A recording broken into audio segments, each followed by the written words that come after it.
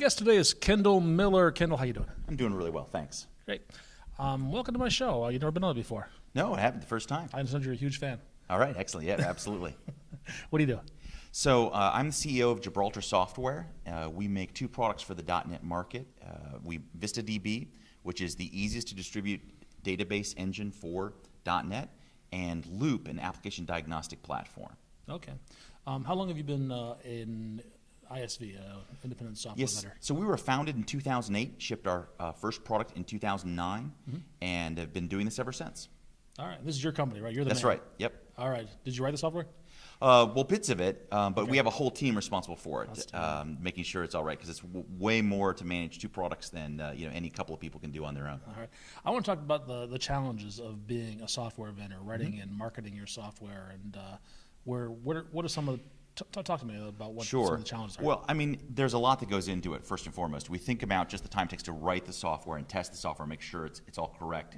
And we do pretty well at managing the relationship, all the other costs in our business, but even then, all the development expenses amount to about 1/3 of our total cost of being a company. We also have marketing expenses and operating and all of that, which covers product support, all the sales activities, quoting activities, things like that. And then the marketing side. So in terms of the challenges, one of it is making sure that you can have all the support infrastructure for thrilled customers. For what customers? Thrilled customers, people Okay. that love what you do and love the product, that they're happy that it's effective for them.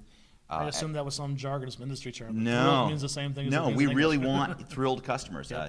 When we were creating the company, we looked back at the companies we admired, and one of the things we knew is that those folks really were focused on if you're not satisfied, we're not satisfied.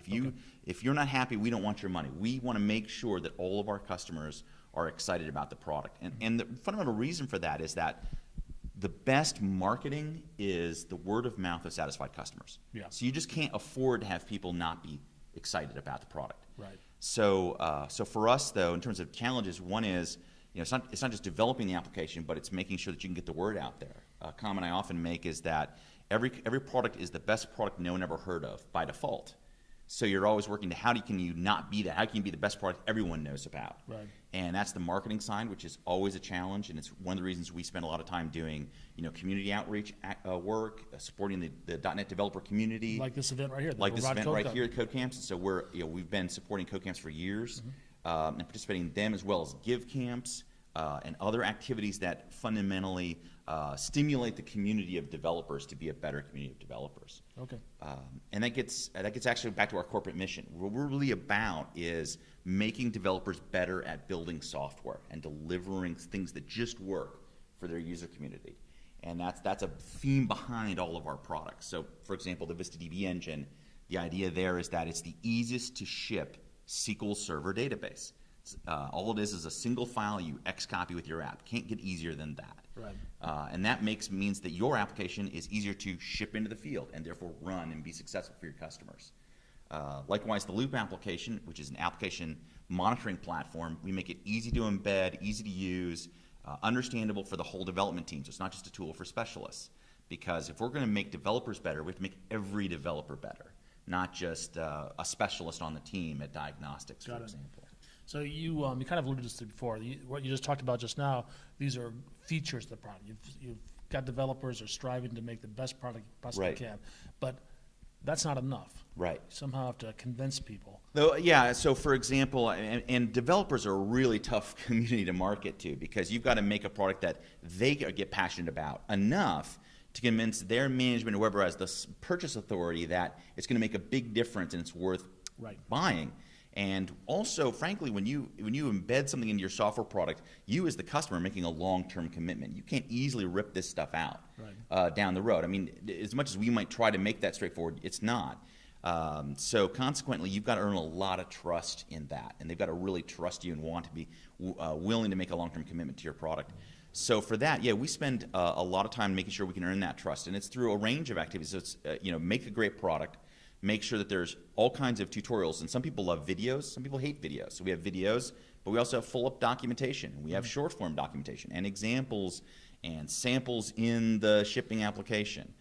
We have folks that want to get everything from NuGet, so all of our agents are on NuGet. Other folks that can't use NuGet at all, so everything's in the full install. Some people need to be able to ship stuff in their corporate environment by auto deployment. Other folks never want to see an install. And you know, as a commercial vendor, you can't be too opinionated on these paths. You know, your customers, some of them will like things one way or the other, and as often as not, you have to accommodate both and make sure it works. So you've got a shotgun approach to both the distribution and for the education. Absolutely, because people have very strong opinions about what they want, you know, and you're, instead of trying to make them come to you, you really have to meet where they are for them to be wanting to adopt your product. When you talk to people, you come to a conference like this, have people heard of Gibraltar Software, or do you have to tell them who they are? A lot of people have heard about us because we've been in the community a long time. They don't always know the products that we do until we talk about them and explain them a little bit. Now, some of that's sort of on us. One of the things we did last year is we renamed our flagship product from Gibraltar to Loop. And the reason is that we're Gibraltar Software, but we have two products, one of which was called our company name. Yeah, it's a bit confusing. And that was a bit confusing, right? So, you know, we renamed Hawaii that. Would do that. Yeah, exactly. So we renamed that, but a lot of folks, you know the VistaDB application. There was a couple years ago we actually thought about renaming that because, frankly, Vista was not the connotation you wanted to have. But that's actually now sailed to be a distant memory. Microsoft has fixed that problem for us. Yeah. Vista became Windows 7. Vista became Windows 7, which was an awesome product. Which is an awesome product and has worked really well. Fortunately, we didn't call it Windows 8 DB, so you know that's panned out pretty well for us. Yeah, exactly, very much so. But you know all these things take a lot of time. But yeah, we find that a number of folks have heard about the individual products and eventually pieced together who we are. But we are a small company. You know, we are right now about 12 people full time, and we have an army of folks that support us to make us able to do what we do. But we're not a big company, and if you've heard about us, it's almost for sure because you've met us at an event, or you have someone on your team who's met us at an event. And that's always that marketing angle of working to get the word out and talk more about what we do.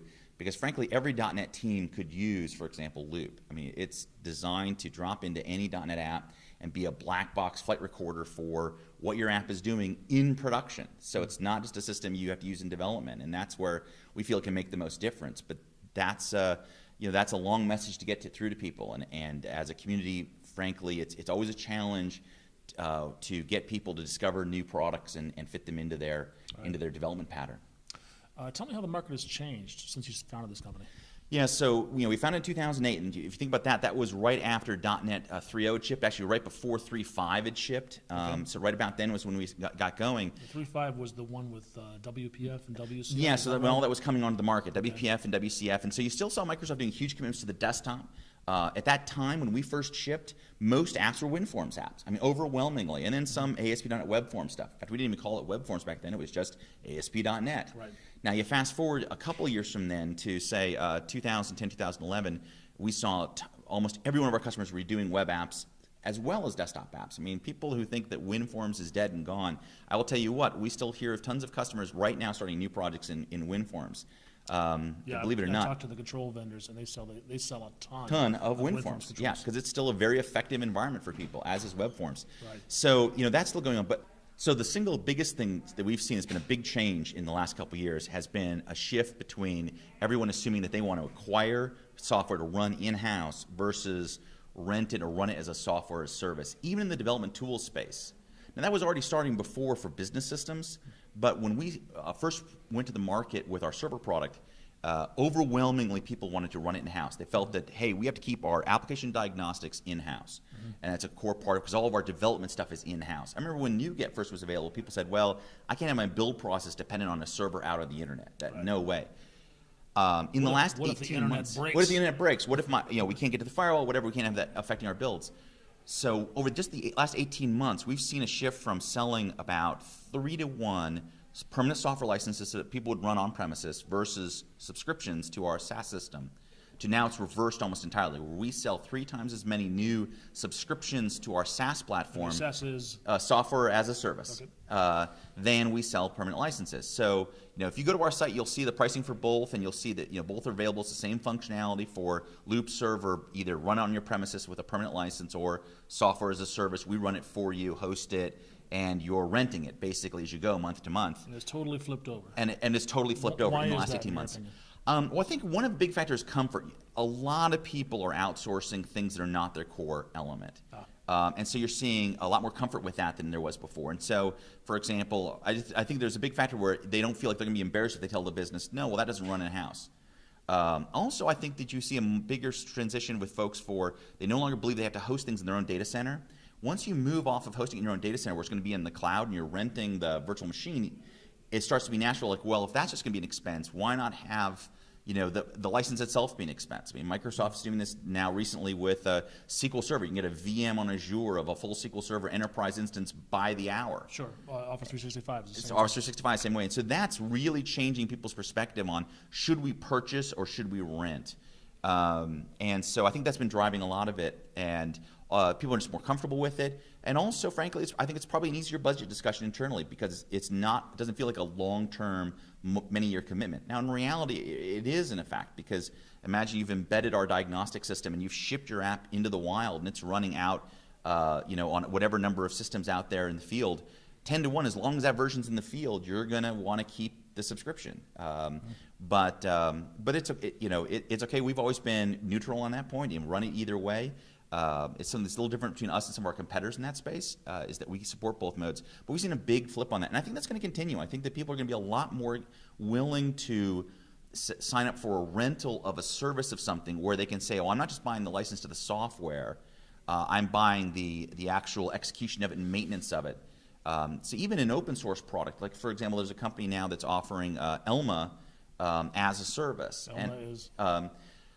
It's error logging management and handling, I think. So it's a open source, nice error manager you can drop into your .NET application that does some pieces of what we do with Loop, but it does in more narrow scope of it. But it's a fine open source effort, and that's an open source product where now some folks are offering the service back end of it, so that you can subscribe to that and implement that product in your environment as a whole solution, as a service. And what they're making, what they're charging for really is that they're hosting and running it for you. In many ways, frankly, for us, if I'm looking at a customer, I really don't care if they get the Loop server because they think of us as offering that server and running it for them, and that's their justification, or if they look at it as, well, it's less than licensing the product. Because we start at $50 a month, and with the annual discount, that's actually less than $500 a year, and that's less than what you'd pay to get a virtual machine to host a free application, in terms of our starting position. So it can be a very economic approach for folks. And again, we're good both ways. We sell the product as a permanent license. We sell it as software as service. We even sell an OEM edition of it that folks can use to include it in their big enterprise system that they sell. So there's a range of those options. Yeah, it sounds like this cloud offering you described, the SaaS offering.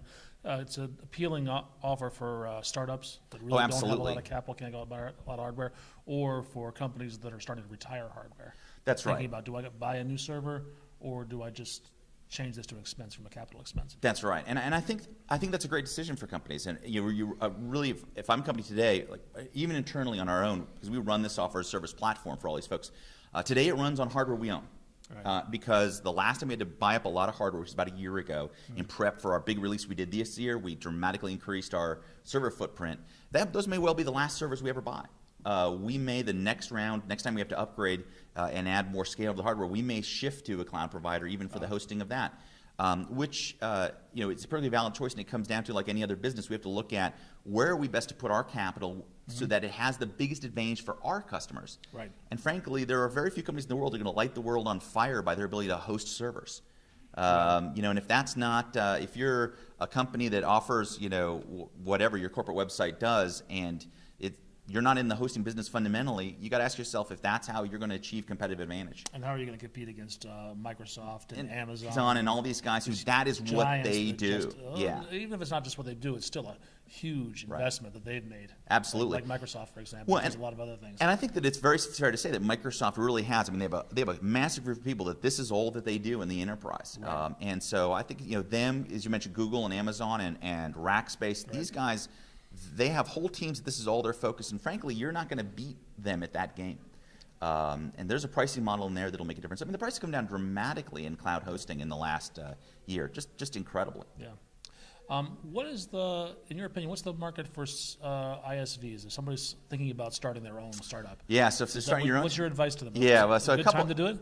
It is a great time to do it, and I'll tell you 2 reasons it's a great time to do it. One of it is it's never been easier to find good talent at amazing rates because modern collaboration software has made it possible to go worldwide to find good talent. That's something we do. We have talent all over the world that we engage in making our products better. Mm-hmm. And this isn't I'm not saying outsource the whole thing to India to develop. I'm literally saying find the best guy around who's going to be able to do X. If it's graphics for your thing or you're implementing a new technology and you want to know how to do that, that talent's available. It's available in the market in a way you can work with at a competitive rate. And that's better than ever before, which makes it a great time to do something technically. And the second reason it's a great time is that the traditional barriers that have made it only possible for larger players to afford to create software and create software companies are a lot lower. In particular, the SaaS option, where you can for a very small amount of money, let's say with a BizPark membership, which is Microsoft's program for people starting software. If you're doing a startup and apply for BizSpark. It's amazing. Not only do you get everything from Microsoft for free, but they even throw in a certain number of dollars a month of Azure credits. Yeah, I think you get 3 years, you get everything for free. Yeah. And after that, then you have to pay for Right. And we were a BizSpark. We've actually a BizSpark alum now because we're old enough that we graduated the program. I think that's the idea, is that because some startups don't last 3 years. That's right. It just lowers that risk. Barrier to entry is gone. It lowers that risk, and so you can get going. And if it's a cloud provider, then what happens is, frankly, they're giving you basically what it takes to host the base instance of your app. And then as the volume scales up, as you get more customers, you need to scale out. You will end up paying, but now you have revenue to complement that, and that's the key. So those two big things are a great reason why it's there to start. Now, in terms of what I also recommend to companies, I would not get into the developer tools business. Okay. It is a really hard business to succeed at, but there are lots of great business opportunities out there for folks to drill into.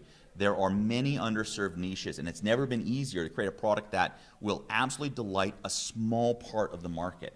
And that's really what I tell folks to do. Go look for a 5% of the market that is not happy with what's available today, and create something that delights them. Is there anything we haven't talked about we should have? Oh, wow. There's lots of stuff we could talk about, but no, it's never been a better time, I think, to be an entrepreneur in software. But it's really about being smart and looking outside yourself. I would definitely look at an opportunity near you for a code camp. They are all over the U.S. They are all over the world. They may be called different things in different areas, but that's something that's happening all worldwide. And these are the best places, in each weekend to find folks that are passionate about software, that are passionate about entrepreneurship. There's a lot of free support out there to try out. And that would be my big advice to folks getting going. It's a great time to do it. Excellent. How can people find out more about you and your company? Absolutely. So sure. So one thing, if you want about me, the best thing to do is actually follow me on Twitter at Kendall Miller. Also, though, you can find out about our company at www.gibraltarsoftware.com or on our blog. We are hyper-friendly. You will find a chat link on the pages. You will find an email to support. If you reach out, 10 to 1, you'll get me or one of the other senior folks at the company, and we love to start conversations. So it'd be great. I'd love to talk to everyone out there. Kendall, thanks so much. Hey, it's been a pleasure. Thanks, Dave.